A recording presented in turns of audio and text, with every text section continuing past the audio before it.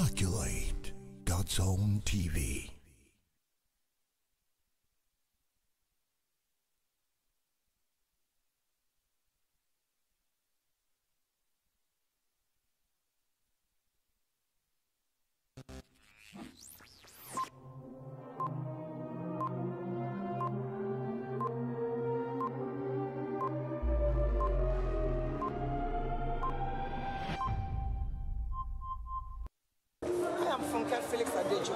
And this is Immaculate TV.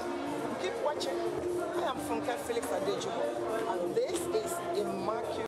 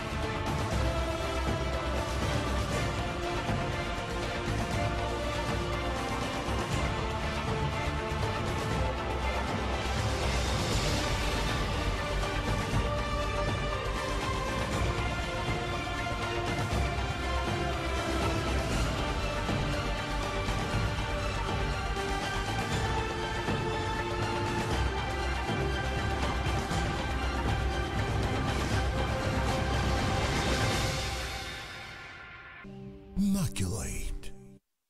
Hello, good afternoon. You're welcome to Immaculate Television. My name is Samuel, and you're welcome to M Cube. M Cube is an entertainment segment in Immaculate Television where we give you music, movie, and more. And inside the studio, you know, I'm not always there alone. I'm here with my colleague here at the Doing. How are you doing? How you doing, Samuel? I'm fine. I can see you have been smiling this morning. What's really going on? The joy of the Lord is Oh, the joy of the Lord is good. Alright, that's cool. Good afternoon, good day, our viewers, and you're still on to M Cube, where we give you music, movies, and much more. And we promise that today is going to be awesome. You enjoy yourself. Just sit back and relax while we take you on the ride. Yes, and on our segment today, we have a guest, as you can see, a wonderful guest, a tall man to the core, you know, a tall man to the core. So can we meet you, sir? Well done, our viewers at home. My name is Ilori Emmanuel.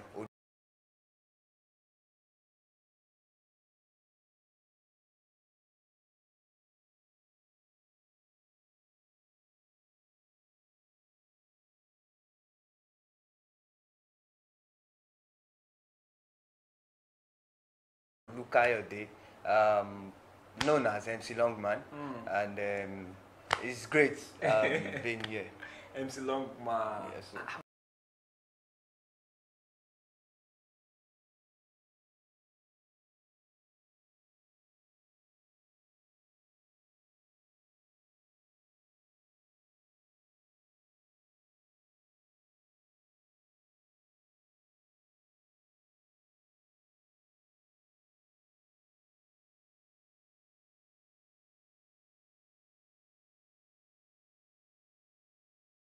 My 100 level days in school, Okay. I used to crack people up, and I used to wear a round neck that has a long man logo on. So whenever I crack people up, and they're like, kilo boy, long man. When I stand, you'll be like, long man logo, and that was how I just got the name. Practically stalked. Yeah, That's good. over time. Okay, so MC Longman, What made you go into comedy? Was it because you found yourself that each time you talk, people laugh? Why did you go into comedy, or what made you go into comedy? Well, basically, to me, comedy is like a ministry. A ministry to put a smile and give people hope. The main reason why I went into comedy was I found it as a ministry to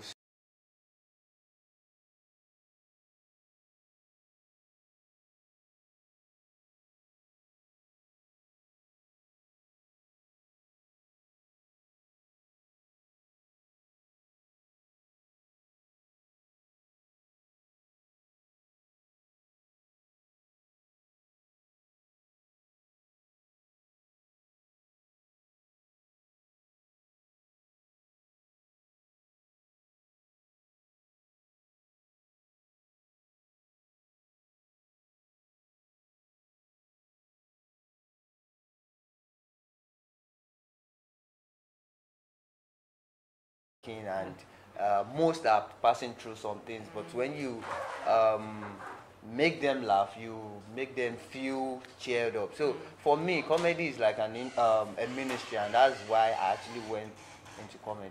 Okay. Oh, before we move further on that, I want us to go back a bit to your educational background. How did you start that in school?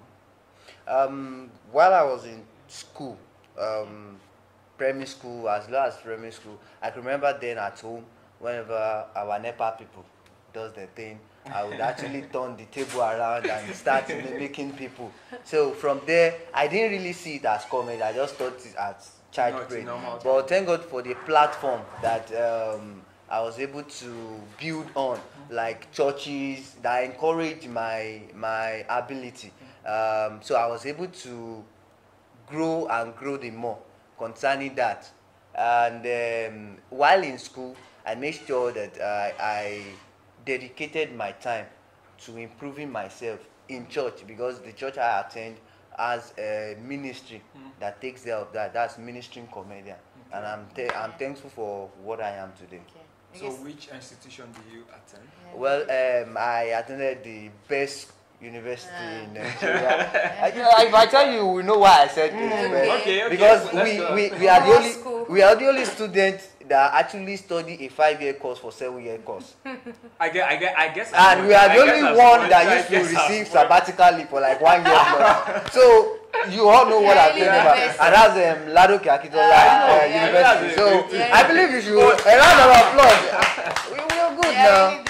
Okay, still in line with your education, how were you able to combine comedy and schoolwork? Yeah. Well, thank God for the people that guided me, because I could have gotten it wrong. In honor of my fathers in the Lord, my dad would tell me, because he addressed me by my first name, Kayode, other things can come after. Then my fathers in the Lord, Reverend Okwajobi, will tell you that your primary assignment in school is your education. Others can come after. So he made sure that you can't be failing and tell me you want to anchor a program. Go and read your book. So that has made me to know that one can be olodo she fanboy. So one has to be dedicated in line of education and make sure that you excel in all aspects. Yeah, on the points you just mentioned, you mentioned about your parents. When you started this comedy, how was the parent supporting you? Well, because I know it's very, very difficult for some people for their parents to support. To accept the fact that their child wants to go into comedy. I know very soon my dad is going to see this, and I must say, even up to now, there's still like a tug of war. Like, and he said, planning, it has not come out like comedy is not good, but what he has been saying right from time is your education is your priority. I won't lie, it has been kind of challenging to me, because he believes that one has to focus on education. Is like education. Even though he knew that I had the gift, he encouraged me with sign language, let me put it like that. But he won't come out to you that I was a comedy. No, he will only tell you, it must say that Facebook, and you be like, So, but to the glory of God, they've been wonderful. They've been supportive.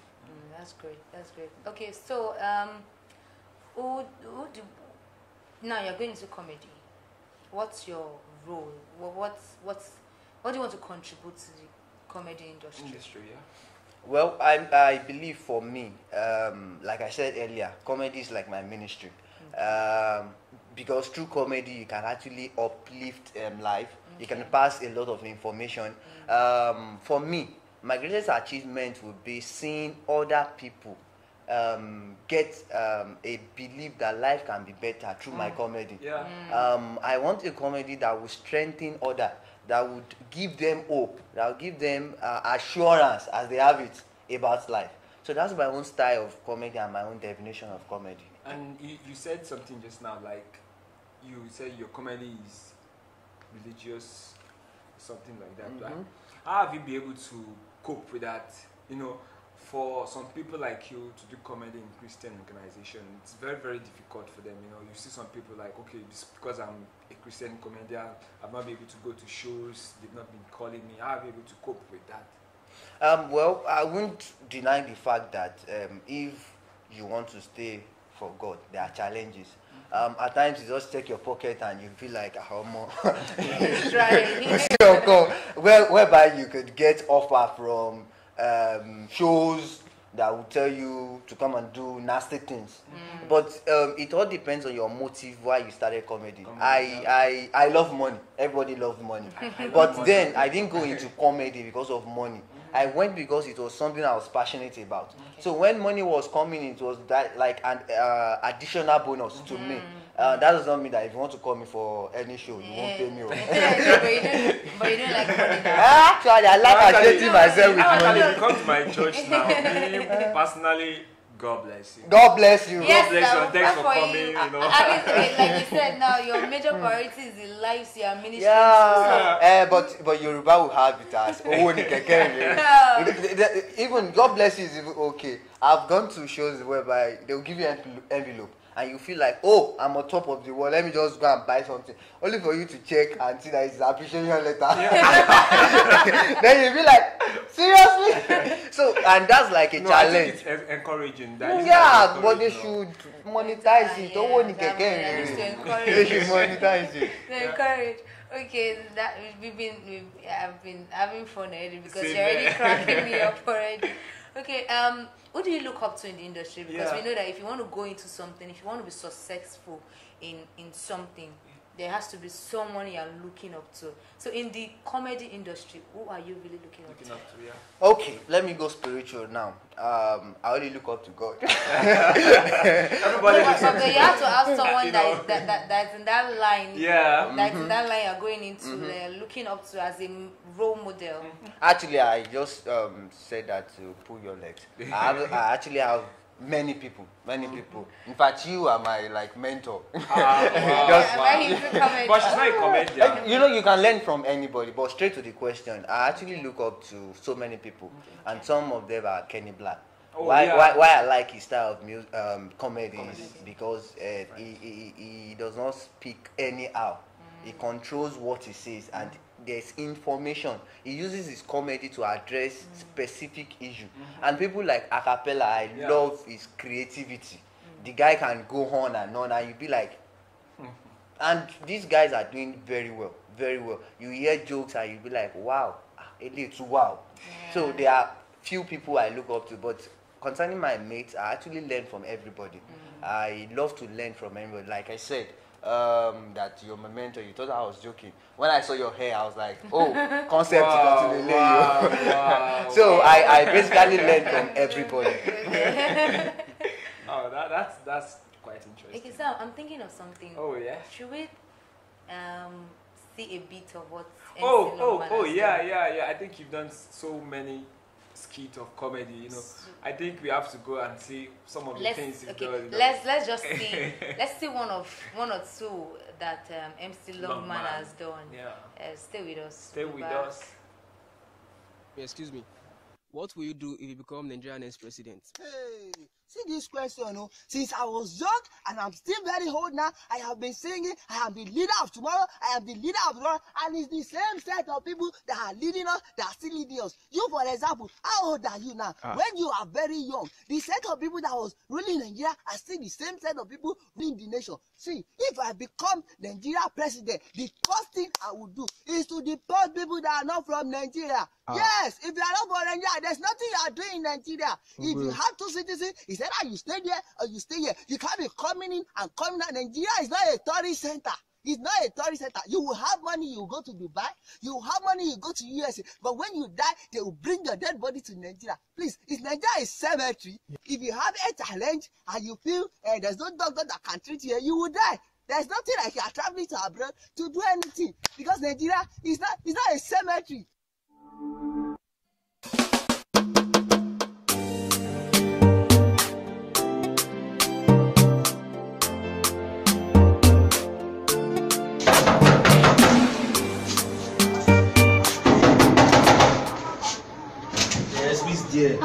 Junior, please, I need your help seriously. See, I was cooking now and I just remembered that I forgot to buy salt. Please, I need just a little pinch of salt. Salt? Yes. My uncle has counted the food. Hey! My uncle has counted the salt. I hear me, me. My uncle has counted it. Don't waste my time, Jari. My uncle is now original Ijekuma.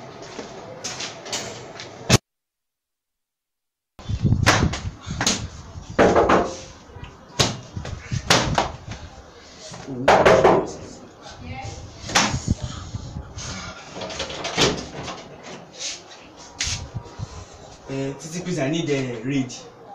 I beg, this Mosiko is it's too bad. That's my room, eh? You need raid. Yes. My uncle has counted the food. My uncle has counted the salt. Please now, raid. Okay, I'm coming. Okay, thank you. Oh my Jesus. This is serious. Yeah, I won't be like you, don't worry. Open it, hurry up. You mean I should manage this one? Enough, yes. Can't you give me the whole something? My daddy has counted it. Titi.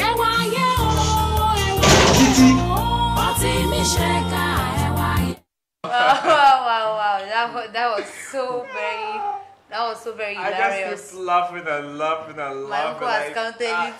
Is everything your uncle used to count? And so the lady decided to count the amount of it. rage. Yes, now. That was very hilarious. That was very hilarious. I want to ask this question. How do you get your inspiration when you're writing your skits? Well, I owe it all to God, but my environment actually inspires me. I can just be walking and I'll just have a thought like, what if we can do it this way? And one thing is, I've trained my mind over time to see things differently. What you see, like we're sitting now, you see a camera, I can actually imagine, what if this camera just turned to gold? What will happen? Who will reach it first? It's like just thinking like, oh. So that's just it. It's God, then my environment, what I see, what I read, my exposure, my experience, real life experience. And like the first skit you watch about what I would do if I become a president, is actually about what is happening in our environment. You understand that people would live abroad, and when it's time to die, they will come to Nigeria. So that's just it, basically. Okay. I heard this thing one time about comedy, that a comedian copying the, will I say, joke of another comedian. Have you ever tried it before to adopt jokes from other comedians, probably comedians that are actually gone far, to bring them into your own? When you ask some people that question, what they tell you is, CP. Do you know the meaning of CP? What's CP? Control, copy and paste. So have you ever done that before, to at least to add spice to your own, or you just feel that no, my own should be different? Yes, it has to be different. Well, I started up by using my own joke, basically. But then there are moments whereby you have to use other people's material. We call it material actually. Okay. But then what we do is we try to like reframe it, and in our own little way you improve on it. It's just like you doing a final year project, and you're trying to reference the work of others. But as comedians, one should try to limit it. I'm also like I used to do it sometimes, but I try to limit it. Then one thing about it is only God can save us. Okay, that's great. I want to ask this question: if you were given an opportunity to stay on the same platform with a highly placed comedian, who would the person be? For now. Like now, someone walks up to you and say, "MC Longman, I have a package for you." You could, I know you will rush. You have the choice to pick. You have an opportunity to pick a comedian that you would love to share a platform with. Who would the person be? For now, I will pick Baba, and that's Ali Baba. Because apart from the fact that Daddy would teach me comedy, he's also a father, and I've seen him do that to many upcoming comedians. I would really love to meet him. I've not met him before. Probably something can happen. So Ali Baba would be for now. Okay. Sorry, I want MC Longman to do something. Can you just crack up with it? I want to laugh. Wow. Sam, do you want to laugh? Yeah. I'm not sure if you want to laugh. Actually, I'm laughing already. Just give us something very little quick. Okay, I'm going to do two. Okay. One is like a material, Okay. and the other is exclusively mine. Yeah. Okay, the first one is I live in an area while on campus that is very close to cemetery. Yeah. You're not pretty So basically when you're coming from night class can take up to 1, 2, 3. It's always dark and you start hearing some So I was walking and two girls were walking behind me. Okay. So as they were coming, they were discussing. I could hear the conversation like, hey, and in my mind I was like, so they rushed to me and they were like, hey brother, please, we are very, very scared. Hey, I don't know if you can walk us through this path. And I said, no problem. That's how I used to be afraid when I was alive. Ozebo did not run past them. They were like, Okune! So that was it. And this second one is actually something that happened to me. Okay. And that's to tell you that you have to stay humble. When I got to campus, I stayed with my sister. So we had a misunderstanding because I wanted to be on 100 level. So she said to me, don't worry, since you're a big boy, do your cooking by yourself. No, because and me, I'm blessed with 3 ladies or women, if I can call them that. Younger sister, and a cousin. Okay. So one will cook in the morning, one in the afternoon, then one in the night. So it's just I can guess you. So it's just my way of saying so I knew the process of cooking, but I never tried it. Why would I? So when the fight began, she was cooking, I could not eat. So I decided to cook myself. And my first meal I could not forget is I decided to make jollof rice. Wow. So obviously I thought to myself, kilo mamu jollof rice ekpo. So I said, this is a real life story. I've not even shared it with most people. So I started cooking, and lady, she was just laughing. I was like, bad belly. So I poured in the ekpo, I poured in the rice, I put everything, Maggie, and I was just cooking. I was just like, Anikini, my jelly is there. So when I was done with the cooking, because I was hungry, I started eating very fast. She was like, she was just laughing. Then along the line, I noticed something was just calling in my mouth. Like it was not like the normal jollof rice. So I was like, can you hear anybody? So she was like, and that was how I knew that it was not actually epo. But then I had to finish my food. Yes, hello. No wastage. No wastage. And when you are hungry, everything is right. So let me ask this last question. apart from comedy, what else do you do? Yes, like if you're not doing comedy, what do you Like think what you'll would you think be you'll doing? be doing right now? If you're not doing Well, if I'm not doing comedy, I would love to motivate people. Oh. And apart from that, currently now, apart from comedy, I'm a town planner. Oh. So if Oh, you studied town planning in school. yeah, I'm done. I'm done with Lautech.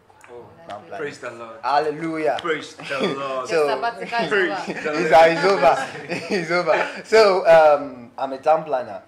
Though I will have to like study more too. So if I mark your house, don't be afraid, angry. Then apart from that, I'm into little business. Okay. I don't know if this will not be advert, but No, let's make that. Let's make that. All right. Before you go, can you just, for the upcoming comedians, what are the things you think you can tell them to motivate them, to encourage them? We should not deceive ourselves. Everybody is upcoming. But notwithstanding, with my little experience, I can say hard work pays. Hard work. Saying the skits you watched were not done once. They were done over time. We had to cut and do this and that. Yeah. So it is what you have on ground that people would lift up. People will tell you, I'm a comedian, please give me platform. Platform opportunities will come, but when they come, are you ready? Will you be able to pick it up? And when you invest in yourself as a comedian, you would be hot demand. There are many comedians, but if you can deliver, people would find you. One day, you will have notable people. That is just one video. Just one that pick them up. I'm not there yet, but I'm glad for what I've done. And I just hope God would elevate me the more.